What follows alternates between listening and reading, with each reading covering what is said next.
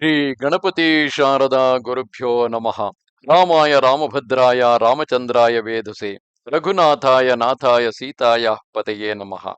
Welcome to all for this session on Ramayana to chapter 36, in which Ravana goes to the banks of the Narmada river.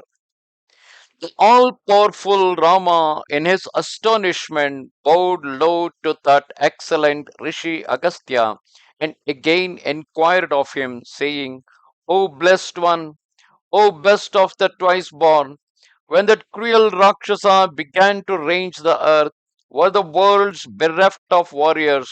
Was there no prince, no being able to oppose him, since that lord of the Titans met with no resistance, or had the rulers of the world lost their power, or were the many kings he overcame without weapons? Having listened to the words of that son of Raghu, the blessed sage answered him, smiling, as the grandfather of the world addresses Rudra, and said, it was destroying the rulers thus that Ravana ranged the earth, and O Rama, Lord of the worlds, he came to the city of Mahishmathi, which rivaled that of the gods, where the deity of fire dwelt perpetually. There a monarch reigned named Arjuna, in effulgence like unto the fire, which was kept there, ever concealed in a pit covered by reeds. On that day, the powerful sovereign of the Highayas, Lord Arjuna, went to the river Narmada to sport with his wives, and at that time Ravana approached Mahishmati, and that Indra among the Rakshasas inquired of the king's counselors, saying, tell me quickly, where is the Lord Arjuna? Speak truly. I am Ravana, who have come to measure my strength with that most powerful of monarchs. Do you announce my arrival to him?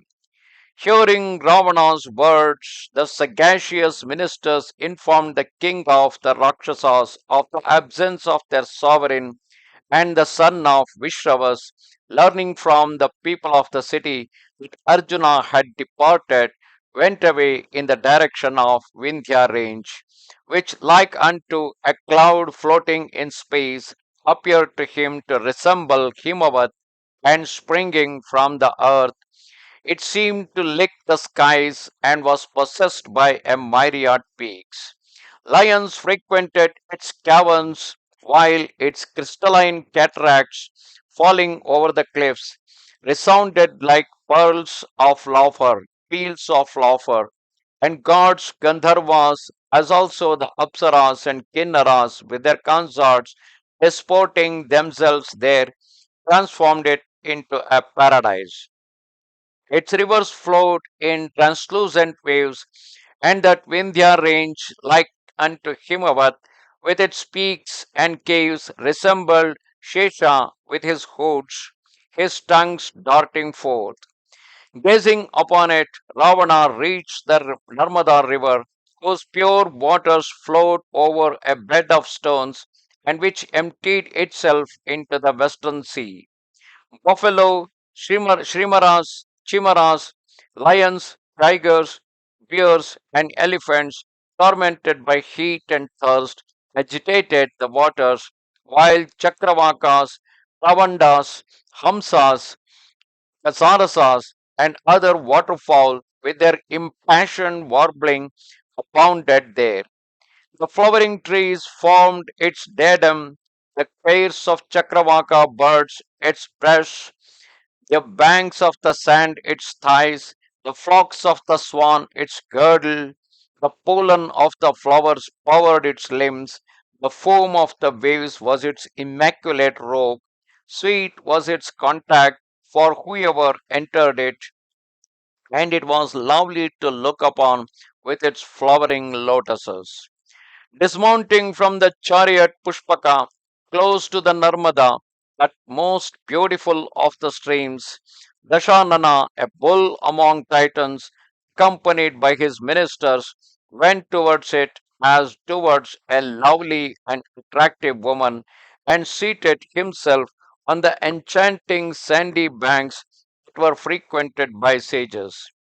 Beholding the Narmada, the ten-necked Ravana, transported with delight, exclaimed, "It is the Ganga herself."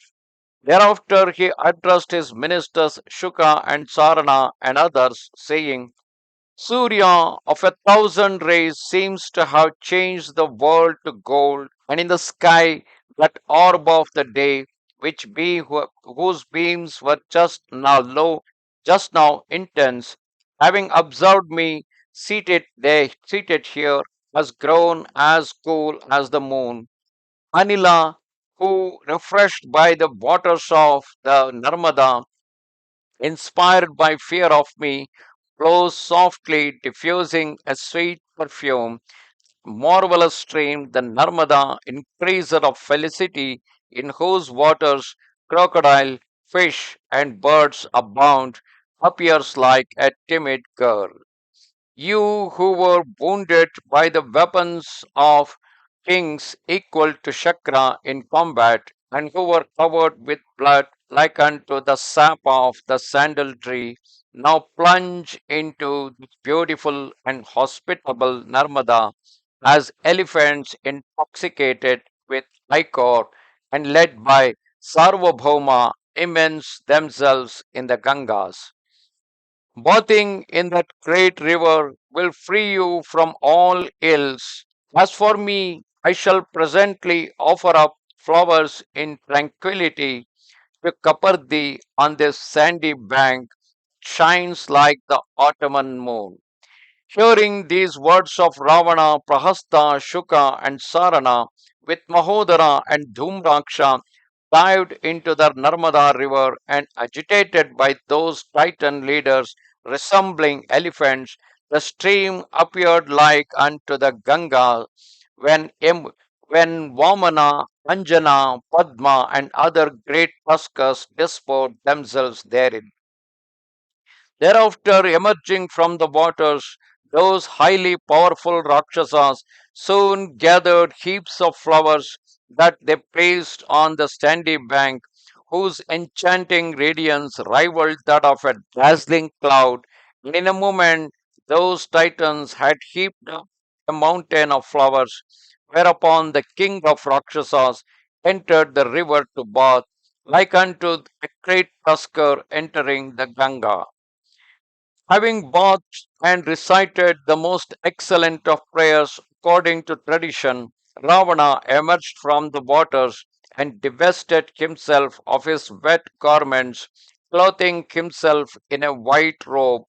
When the Rakshasas followed their king, who advanced with joined palms so that they appeared like moving hills, wherever the lord of the Rakshasas went, a golden Shivalinga was borne before him, and he placed it on a sandy altar and worshipped it with flowers, perfumes, and sandal paste.